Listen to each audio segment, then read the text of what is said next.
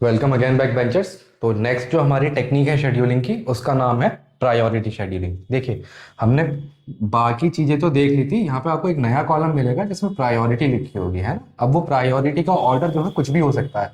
वो हो सकता है कि हाईएस्ट नंबर को लार्जेस्ट नंबर को हाईएस्ट कह दे, है ना, और स्मॉलेस्ट नंबर को लोएस्ट कह दे, या इसका रिवर्स कर दे। वो ऐसा भी कर सकता है कि जो स्मॉलेस्ट नंबर है उसे हाईएस्ट प्रायोरिटी दे दे, और जो लार्जेस्ट नंबर है उसे लोएस्ट रैंक दे दे, एक तरीके से first rank, second, third, fourth, ऐसा भी पॉसिबल है। और नंबर के अकॉर्डिंग हाईएस्ट भी, मैग्नीट्यूड के अकॉर्डिंग हाईएस्ट भी पॉसिबल है। ठीक है, इसे भी सॉल्व करने का देखो तरीका सेम ही है। पहले गैंट चार्ट बनाइए, एक क्लॉक और एक रेडी क्यू। ठीक, ये हो गया। देखिए, अराइवल टाइम 0, सबसे पहले 0 0 पे कोई प्रोसेस अराइव हो रहा है, बताइए हो रहा है कि नहीं। ए हो रहा है सर अराइव। ठीक, जब ए अराइव हुआ है तो क्या और कोई प्रोसेस सिस्टम में है? क्या रेडी क्यू में कोई और प्रोसेस आपको दिखाई दे रहा है? नहीं दिखाई दे रहा। तो ए कितना एग्जीक्यूट करना चाहता है बताइए।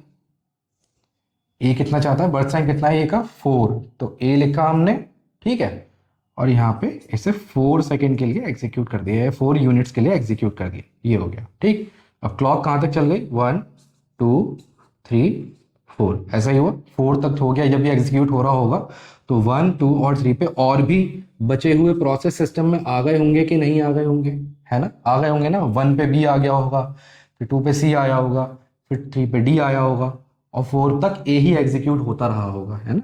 ए कंप्लीटली एग्जीक्यूट हो चुका है। ठीक है, अब बताइए, अब सिस्टम में हमारे पास बी सी और डी है। अब बी सी डी में हमें यह चेक करना है कि हाईएस्ट प्रायोरिटी किसकी है। जिसकी भी हाईएस्ट होगी, अगला एग्जीक्यूशन का मौका उसे ही मिलेगा, है ना। तो बताइए, बी की तो है 4, बी ही हाईएस्ट दिख रहा है हमें, तो नेक्स्ट एग्जीक्यूशन का मौका बी को मिल जाएगा। सर बी कितना एग्जीक्यूट करना चाहता है? 2 यूनिट्स के लिए, तो 4 + 2 कितना हो गया? 6। ठीक, बी यहां से खत्म हो गया, है ना। बी यहां से घटा दीजिए। अब नेक्स्ट क्या बचा? सी और डी। अब बताइए, सी और डी, सी और डी में नेक्स्ट हाईएस्ट प्रायोरिटी किसकी है? सी की है कि नहीं है? सी की 3 है, डी की फर्स्ट है, तो सी की कितनी हो गई? 3। तो अगला एग्जीक्यूशन का मौका किसे मिलेगा? सी को। 6 और कितना एग्जीक्यूट करना है? 3 यूनिट्स के लिए, तो +3 कितना हो गया? 6 + 3 9। इसे यहाँ भी अपडेट करते रहिए, 5 6 7 8 9, ये हो गया। तो सी भी हमारा कंप्लीटली एग्जीक्यूट कर गया। अब लास्ट कौन सा बचा है? डी।